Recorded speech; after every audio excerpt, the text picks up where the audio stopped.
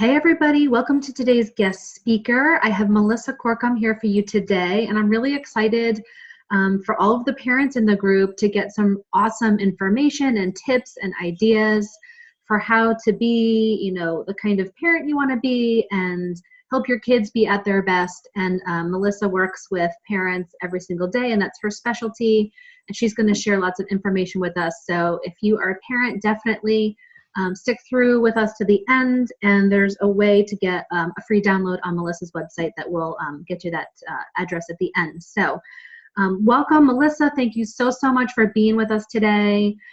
I know my tribe is going to be really interested in all of your tips and insights and ideas, so I just really appreciate your time.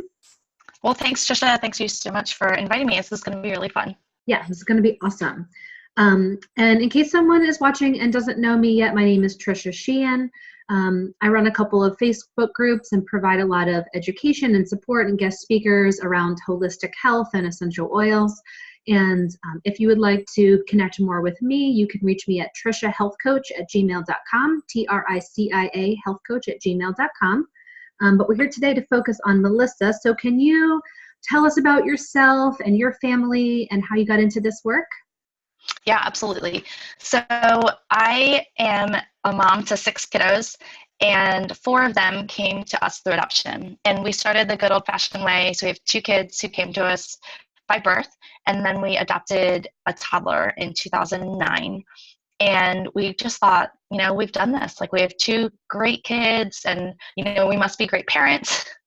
And we just didn't know anything about early childhood trauma or just the effects of even just changing primary caregivers and how even just stress in utero, right? We can all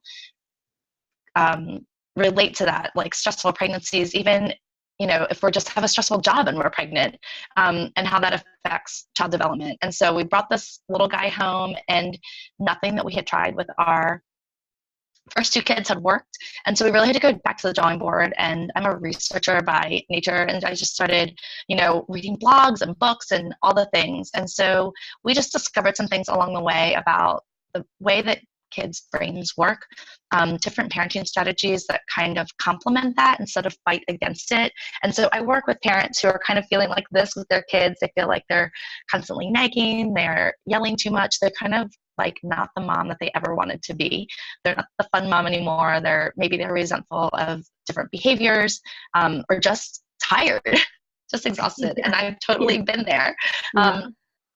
So I started a coaching practice. I started working with moms because I had these little tidbits that we had learned along the way. We got trained as parent trainers in a particular therapeutic parenting method. And then we've just learned a ton along the way. We've been parents for 15 years now, but we also adopted older kids. So we've launched kids. So our kids ages range from 20 down to almost 12. So we've just seen a lot, and I've made all the mistakes. Trust me. If you've done it, I've probably done it and worse. So my goal is for parents not to have to walk down that same kind of windy and bumpy road that we did. And I can kind of take you by the hand and lead you to greener, happier, more joyful, more peaceful pastures without all the heartache that we had to go through. Yeah, that is awesome and so powerful. And I know you have a Facebook community as well, so that people can connect in with others who are on the same journey or struggling with the same things. And I think that can make such a huge difference as well, to have someone coaching you and supporting you, but also that community aspect as well. So that is a pretty awesome thing that you have going too. Yeah, I mean, the community aspect is so important. If you've ever walked through a struggle, half of the battle, right, is just finding someone who understands what you're walking through. They don't even need to have a fix all the time. They just need to know. You just need to know that when you talk to them, you are heard and understood.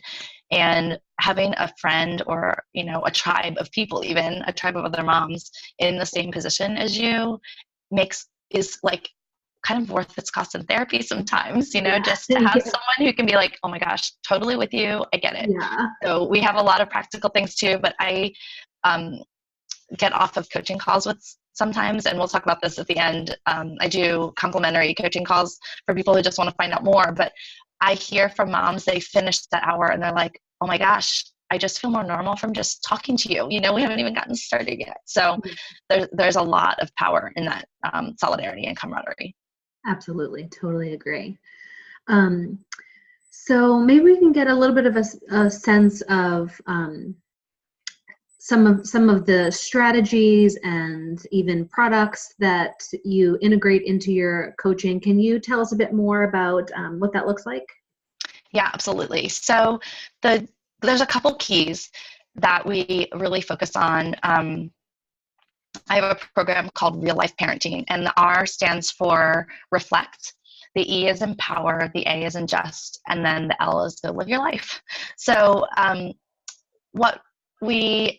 the most powerful thing for me to understand was that behaviors are a way that our kids are communicating to us. And it's definitely not the way that we would prefer them to communicate, especially when it's, you know, hitting, kicking, screaming, yelling, all of those things, right? But a lot of times they are using the best way they know how to communicate to us that they have really big feelings about something or they're feeling inadequate. And so that's one key. And so reflecting on that is a big deal, to just kind of start to be a detective about why your kid might be acting a certain way. And then thinking about ways we can empower them. So a lot of times we look at behaviors and maybe a kid is refusing to do homework or refusing to get dressed or refusing to get out of bed. And we tend to think, oh my gosh, like that's so defiant. That's so like it's a won't. They just won't do the thing that I want them to do. And a lot of times, if we give them the benefit of the doubt, it's actually a can't. They don't have the skill or they're feeling overwhelmed. And so they would like to do what you would want them to do most of the time if they're capable. And if they're feeling incapable, they just kind of, you know, dig their heels in and tell you that they won't. And if you think about it, we as moms have moments like this too, like how, like sometimes we get to the end of the day and we're exhausted and we're tired and we're overwhelmed and it's time to make dinner, right? And we all have the capability of doing that, but in that moment, you just can't, right? And so you flop down on the sofa and you pull out your Papa John's or whatever app you have on your phone and you hit the easy button and you call them pizza, or you have someone stop for McDonald's on the way home, heaven forbid, right? So, and in that moment, it's not that you really don't have the skill overall. Like, it's not like our kid can't tie a shoe, but just in that moment, something is going on that makes us just kind of incapable just in that moment. And so as adults, we have this great privilege of being able to kind of navigate that a little bit and be like, today, I just can't. And so we don't always give our kids the same benefit of the doubt. And a lot of times, going back to the R, the reflect, like we are fearful, like if my kid doesn't put his shoe on today, like I'll be putting his shoes on for the rest of his life or whatever. Until we kind of like, our fear kind of takes over. So there are things that we can do to empower our kids to help them manage their big emotions, to help be a detective and figure out what can we do to empower them so it's not a battle the next time we have to do it. You and I love essential oils. So that's a tool that we talk about a lot in coaching. Just, you know, it doesn't always fix all the things, right? But it can help us get a handle on, you know, it changes our brain chemistry. It helps us, you know, change our neurochemistry. Our emotions are really just neurochemistry in our brain. And so if we introduce an essential oil, we can really affect that and it can have positive things. So I love oils like Balance. If you're a doTERRA fan, we have a grounding blend that's fantastic, not just for your kid who's melting down, but right, sometimes their meltdowns cause our meltdowns, and so we all need balance. I love just simple oils like lavender and frankincense just for calming and relaxing. A lot of times our kids are riddled with anxiety that doesn't present itself in ways we would think, but it's kind of underlying, comes out as bad behavior. And then we can make little adjustments in how we approach our kids, how we, you know, even just things in our routine when we request certain things, even when we go to the grocery store. You know, maybe we don't need to go to the grocery store right after school when they haven't eaten since 11:30 and they're at the end of their day. You're kind of tired, they're kind of tired. But if we're going to do that, maybe we need to make an adjustment in maybe we pack a really high protein snack, you know, to meet them with when they get off the bus or when we pick them up in carpool. And so we're feeding, you know, just giving our brains the best chance at being successful at whatever we're trying to get our kids to do. So, and then once you've made those adjustments, a lot of times, we kind of cut the drama off at the pass. We can be proactive about it, and then we can just move on and, go tackle the next thing. Yeah, I hadn't really ever thought about it that way, but that's such a good point, that sometimes they can't verbalize and say, I'm overwhelmed, or I'm upset about, when Sarah was mean to me this morning at recess, or, they can't always connect the dots or verbalize that way, and giving them that benefit of the doubt. I love framing it that way. That's such a great way to think about it. Yeah. And it's counterintuitive to me. It took me years to get on board with this, because I want things to be a certain way. I like order, and I'm an engineer by training. So I love things that go in order. I love logic. And sometimes our kids' behaviors and their emotions are illogical. Sometimes they feel a certain anxiety about something, and you're like, for the love, the monster is not under the bed. But, their perception is their reality. And so if we meet them there rather than trying to battle them out of it, we'll all be happier. Yeah. And my husband often says you can't logic someone out of an emotional state. And I know that in our house, we try to do that sometimes, logic them, really, you can't do that? Or, I told you 10 minutes ago it was going to be time for bed, and the logical part, and they're just too emotional for it. And I love your tip about it's time to reflect and think about, well, why are they acting that way? Because they don't want to act that way and be crying or screaming or kicking or whatever. So the detective, it doesn't feel good to them either. It doesn't feel good to us. And sometimes it's a reflection on us. Say you're in the grocery store and there's a meltdown. Our first reaction is make it stop, because if we're reflecting on how that feels for us, it's embarrassing. It makes you feel like a failure as a parent. You feel like the whole world is watching you. And so if we're able to understand how that behavior is, at the end of the day, if we think about it, kicking and screaming in the grocery store, no one's going to die. It feels so we tend to overreact. We're like, get up, stop. If you don't stop right now, no TV ever for the rest of your life, right? But a lot of that, if we reflect on it, is really a reflection of us, how they're making us feel in that moment. It has nothing to do with them. And if we've dragged them into the grocery store at 6:30 at night and they haven't had dinner and they've been at school all day, and maybe they had a tough day on the playground, we don't even know, it's really just, it's not the appropriate way for them to manage their emotions by any sense of the word. So I don't want you to think that I'm wanting you to accept it or that it's okay. But there are so many things we can do. And if we take a moment to reflect on how we're feeling and then think about them, sometimes we can stop it with oh my gosh, this is really hard for you. Maybe you're just really hungry. Would you like to grab a quick snack before we finish our shopping trip? I mean, how many times have you had to rip open a package of pepperoni and pay for it later at checkout? Just do it. And if you approach your child with that kind of calm and that kind of collaboration, I'm on your team, I can tell you're not feeling well or you're feeling grumpy and I'm here to help you. It'll de-escalate much quicker than if you're stop it and you're threatening and you're, my favorite child psychologist is Dan Siegel, and he talks about the brain, this hand brain illustration. So we have the thinking part of our brain and we have the emotional part of our brain.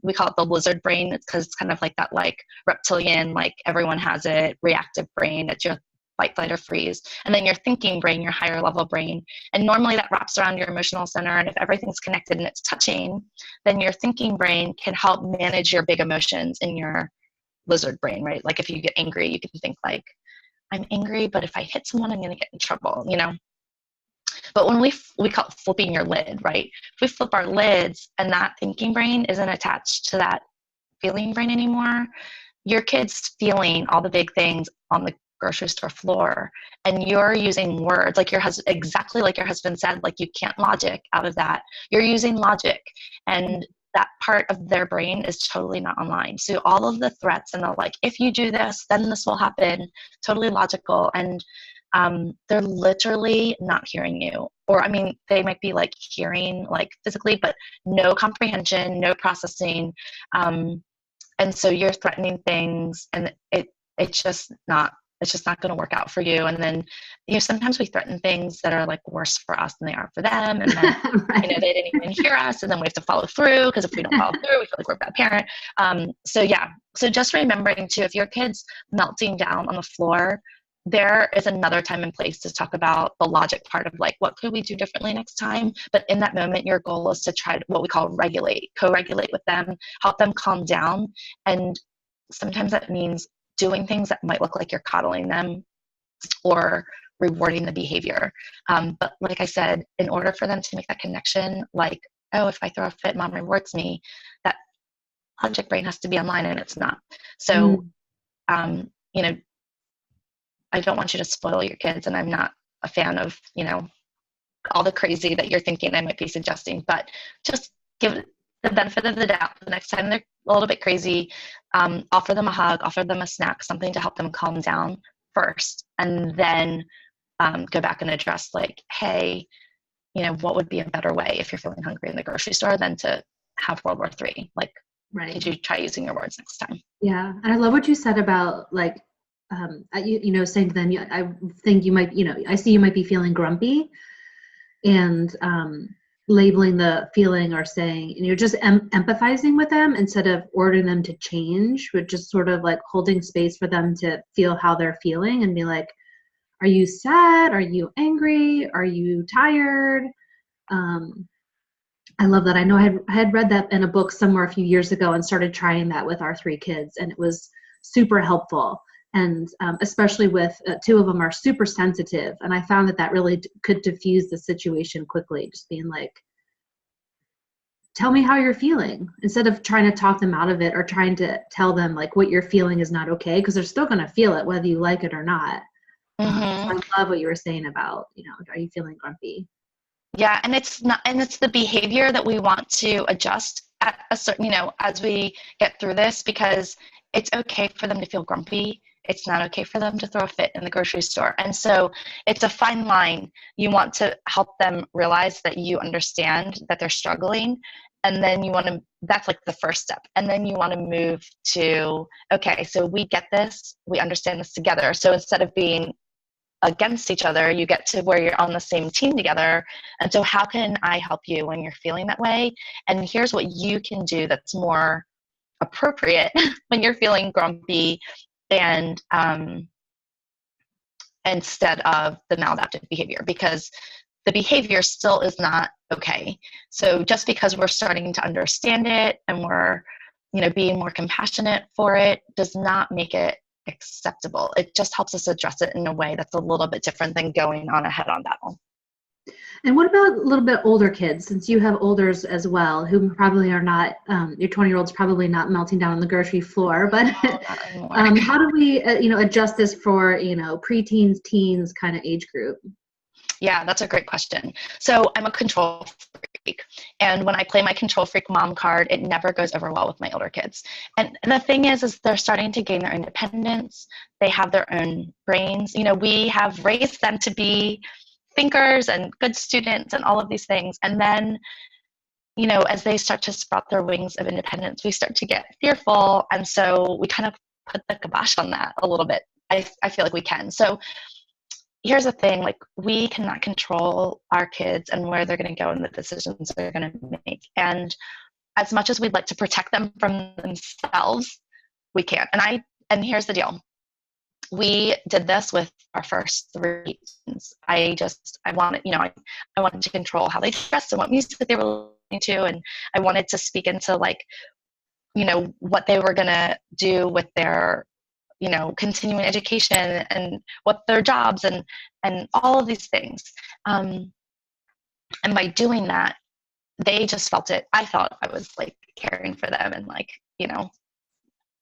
they didn't feel it that way. They thought that I was this overbearing control freak mom. And so our 2 oldest kids at 16 and 17 went away to Job Corps and left, and they were like done with our family. They were like, this is obnoxious. Like, I don't have to live this anymore. And so it really caused us to reflect, like, shoot, we screwed that up royally. And so what are we going to do about that? And I had a very wise therapist tell me, you have to be a safe place for them. And in order to do that, you're going to have to start listening more and talking less. So she challenged me for like a whole year to only, and our kids weren't living at home, so this would be a little bit different if they were like still in your space, but to basically just say thanks for sharing whenever our kids would talk. Mm-hmm. And she said, you can't even ask questions. Like questions come across like you're, interrogating them, and it makes them feel like you don't trust them. And so basically for a year, I listened to them and I went, okay, thanks for sharing. Like, thanks for sharing. And they started to feel safer, and they started to come back around, and they started to ask us questions more and ask our opinion of things. So I think all that to say, our kids are talking to us. And a lot of times our kids are talking to us with their words and we're ignoring them, and then they have to bring in behaviors. So a good example of that might be like a child might have a tough homework assignment or something, or have two tests to study for maybe. And he might come downstairs and be like, I'm done with studying for tests. Like, this is too hard. I'm just going to fail them anyway. This is stupid. Or I have way too many tests to study for. Like, I'm just going to do this one test. Like, I don't even care about the other one. And so that's not a super respectful way to address that from a child's perspective, but they are using words. And so a lot of times we dig our heels in and we're like, school is important. This is what your teacher told you to do. You have to do this anyway. We just dig. And instead of kind of saying like, hey, what is my child trying to communicate? Like, he's feeling overwhelmed. He feels like he doesn't have the skills to do what is being asked of him. And whether we think he should or shouldn't have the skills is neither here nor there. We are at this place, we are where we are, and now we have to deal with it. And so one of the things that we talk about is creating situations and responses that are what I call high structure and high nurture. And as parents, we tend to be one or the other. High structure parents are ones that are kind of like rule followers. They never bend. If I threaten that, even if I think in the back of my head, shoot, that was stupid, I will follow it through if it kills us all. High nurture parents tend to be the ones that are like, Johnny, that wasn't really a nice way to talk to me, but then they don't address it. Like, you shouldn't have really grabbed that snack off the table, Sally. Next time you should say please. Whereas a high structure parent is like, give me that snack that you just took, and now you don't get snack for the rest of the play group or whatever, So that's kind of like the personality type, and we tend to know which one we are more easily fall into. I'm a high structure girl, all the way. So for like a test situation, like we're talking with an older kid, I would tend to like dig my heels in. Some moms would be like, oh, it'll be fine. So there's a way to actually do both, and that's where the magic happens. Mm-hmm. And the structure is, having your child restate that wasn't a respectful way. You can't tell me you're not going to do something. But what you can say is, hey, Mom, I'm really overwhelmed by these two tests. Could we compromise? Could I kind of let one slide this time, and will you help me study for the other one? So they're still using words, but it's way more respectful. And so the nurture part of that is everything in you wants to dig in and be like, no, 2 tests, that's what your teacher said, let's do it.